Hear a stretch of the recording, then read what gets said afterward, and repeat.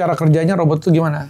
Dengan manusia, dengan dokter, kombinasi gimana? Kombinasi, jadi sebenarnya si robot ini dia ngasih tahu kita kira-kira kita mau setting hasil akhirnya, pemasangan implannya atau pennya gitu seperti apa gitu, berapa derajat kira-kira. Jadi dia bisa baca untuk namanya tensioning dari soft tissue-nya gitu. Itu semua bisa dibaca sama robotnya. Jadi itu membantu untuk kita making decision gitu.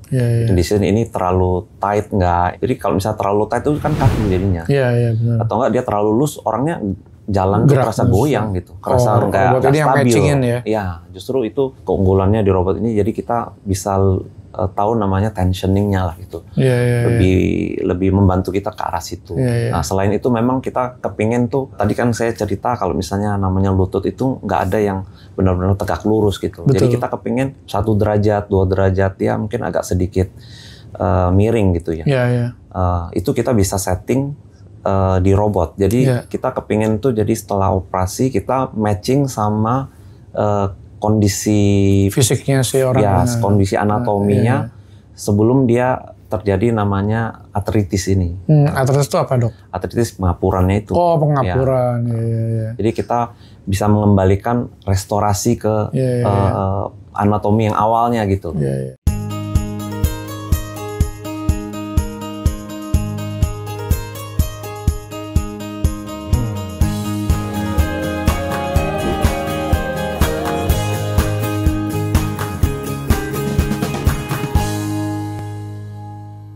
Welcome to Healthy Talkie.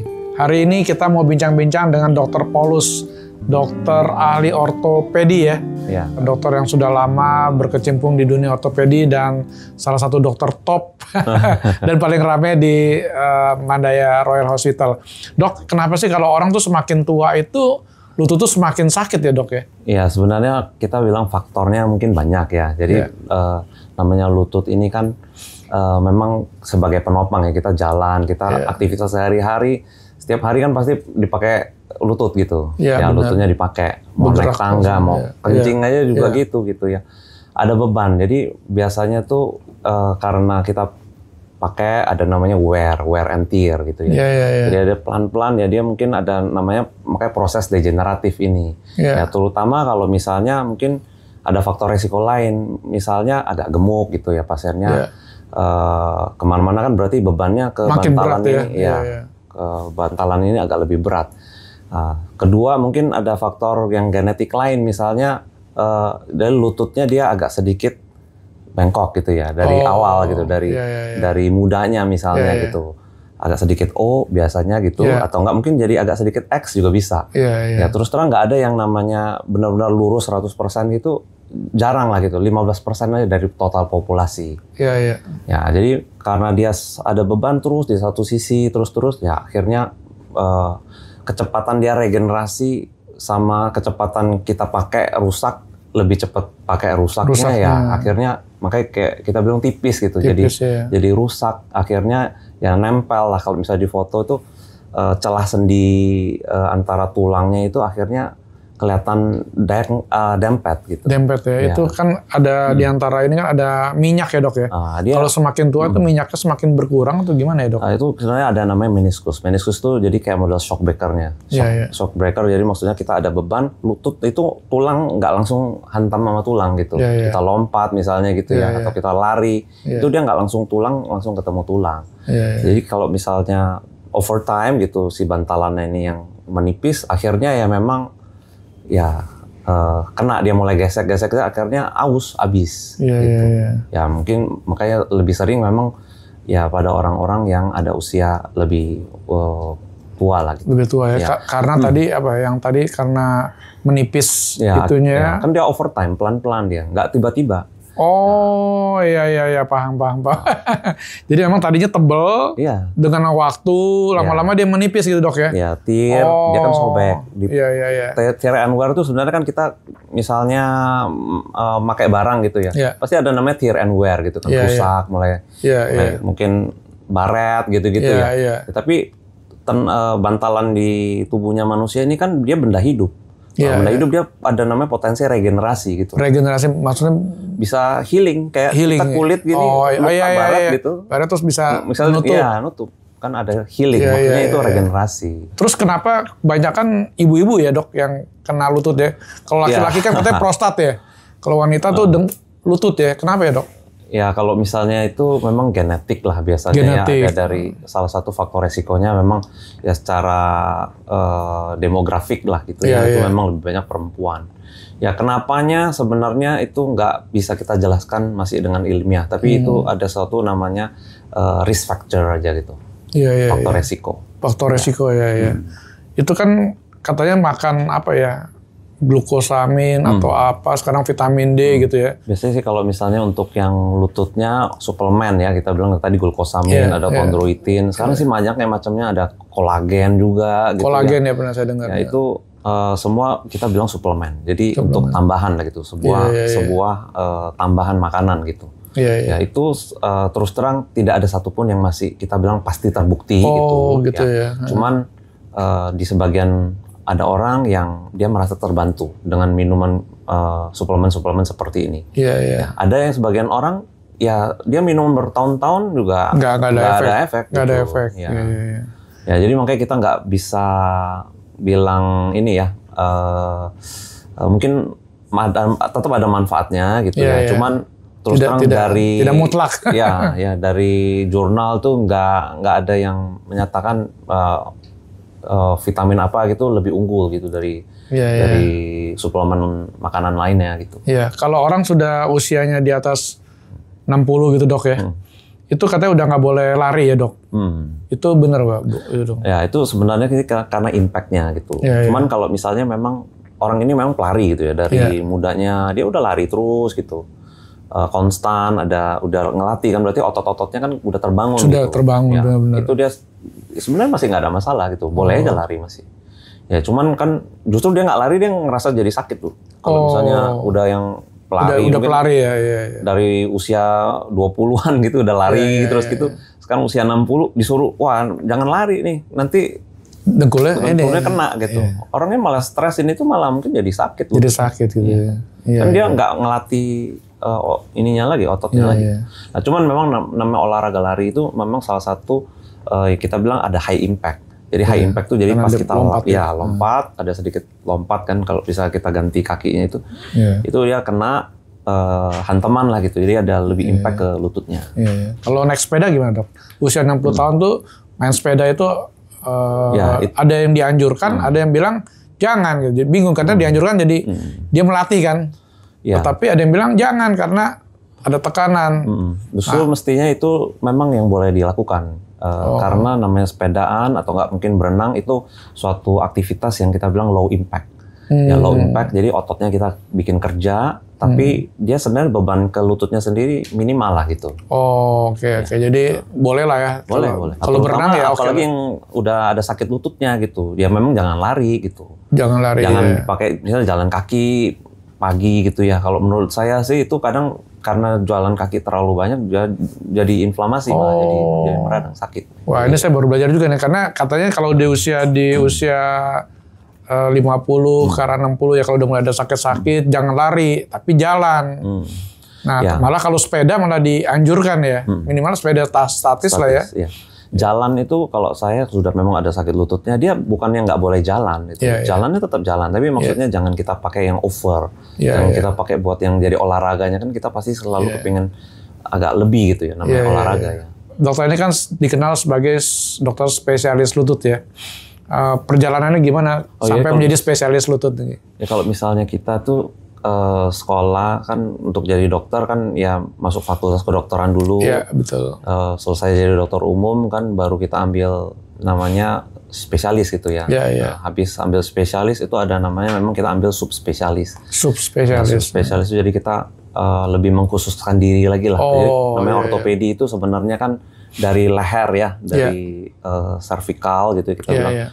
Sampai ke anggota gerak yang ya tangan kaki gitu. Ya itu kan semua banyak, ada elbow, ada shoulder gitu ya, ada lutut, ada panggulnya gitu, ada spine gitu. Mungkin yang anak-anak juga ada yang namanya untuk tumor gitu ya. Nah itu semua ya ada yang mengkhususkan diri lagi gitu. Jadi dia bukan ortopedik umum lagi, jadi dia ortopedik umum biasanya untuk kayak trauma aja gitu. Tapi yang biasanya yang ada kayak kita bilang khusus lah ya. Jadi misalnya kayak anak-anak itu kan banyak kelainan anak-anak gitu. Jadi ada yang mengkhususkan diri untuk lebih ke anak-anak gitu. Atau enggak yang khusus mungkin yang di bahu sama elbow gitu. Nah ini kebetulan saya ngambilnya yang untuk lutut sama panggul. Ambil subspesialisnya di Indonesia atau? Untuk subspesialisnya di Surabaya. Cuman ya memang kan kita ada kayak namanya rotasi gitu ya. Rotasi itu kita jadi spesialis itu dikirim juga sebenarnya ke negara-negara lain gitu. Jadi untuk kayak kita belajar dari ya pengalaman negara lain. Dokter Paulus ini salah satu dokter yang cukup sukses menangani lutut nih. Itu cerita itu benar ya? Ya, kalau misalnya untuk yang di sini ya kebetulan memang kita dapat support dari rumah sakit juga. Ya saya dipercaya untuk yang lebih ke lutut lah gitu. Lutut ya. Dan ada teknologinya robotik itu gimana itu dok? Ya jadi kalau misalnya ini dengan kemajuan teknologi saat ini ya kita ada robot lah gitu untuk membantu kita untuk operasi ya terutama yang kita bilang untuk total knee sama uni knee. Itu cara kerjanya robot itu gimana? Dengan manusia, dengan dokter, kombinasi gimana? Kombinasi, jadi sebenarnya si robot ini dia ngasih tahu kita kira-kira kita mau setting hasil akhirnya, pemasangan implannya atau pennya gitu seperti apa gitu, berapa derajat, kira-kira. Jadi dia bisa baca untuk namanya tensioning dari soft tissue-nya gitu, itu semua bisa dibaca sama robotnya. Jadi itu membantu untuk kita making decision gitu. Decision ini terlalu tight nggak? Jadi kalau misalnya terlalu tight itu kan kaku jadinya. Benar. Atau enggak dia terlalu loose, orangnya jalan tuh terasa goyang gitu, terasa nggak stabil. Ya, justru itu keunggulannya di robot ini. Jadi kita bisa tahu namanya tensioningnya lah gitu. Lebih membantu kita ke arah situ. Nah selain itu memang kita kepingin tuh, tadi kan saya cerita kalau misalnya namanya lutut itu nggak ada yang benar-benar tegak lurus gitu. Jadi kita kepingin 1 derajat, 2 derajat ya mungkin agak sedikit miring gitu ya. Itu kita bisa setting di robot. Jadi kita kepingin tuh jadi setelah operasi kita matching sama kondisi fisiknya si orang, kondisi anatominya sebelum dia terjadi namanya artritis ini. Artritis itu apa dok? Artritis pengapurannya itu. Pengapuran. Jadi kita bisa mengembalikan restorasi ke anatomi yang awalnya gitu. Ya kalau misalnya kita kembalikan ke anatomi yang awalnya ini biasanya pasien itu makanya jadi dia lebih cepat untuk recovery. Yang pertama, yang kedua dia ngerasa lebih feel natural gitu, feel natural knee-nya gitu. Oke dok, pertanyaan terakhir dok. Ini kan dokter sudah banyak menangani pasien ya. Kira-kira bagaimana ketika dioperasi itu terus dia bisa langsung jalan atau perlu waktu yang lama? Ya jadi biasanya sih kalau misalnya makanya kita kepengennya kan namanya orang operasi kita tahu lah itu namanya pasti nyeri gitu ya. Nyeri. Ada luka gitu ya. Betul. Justru gimana sih supaya experience-nya tuh orang habis operasi dia bisa langsung jalan gitu kan. Hari kedua lah mungkin ya. Jadi hari pertama ya mungkin ada efek bius. Ya mungkin kita bilang latihan tetap, tapi di tempat tidur biasanya. Digerak-gerakan aja.